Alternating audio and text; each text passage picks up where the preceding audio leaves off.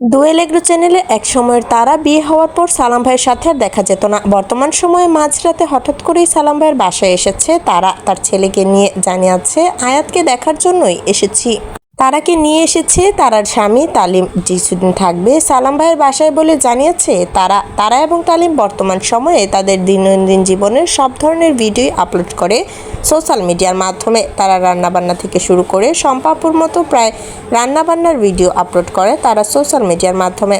তারা এবং তালিমের বিয়ে হয়ে যাওয়ার পর তারা এবং তালিমকে নিয়ে অনেকে বাজে মন্তব্য করেছিল এবং অনেকেই বলেছিল যে তারা এবং তালিম সালাম ভাই এবং শম্পাপুর মান সম্মান একেবারেই শেষ করে দিয়েছে। কারণ তারাকে ছোটবেলা থেকেই তার সালাম ভাই না পারলেও বড় হওয়ার পর তারাকে যেই কয়দিনই সালাম ভাইয়ের কাছে ছিল তারাকে নিজের বোনের চেয়েও বেশি আদর করত।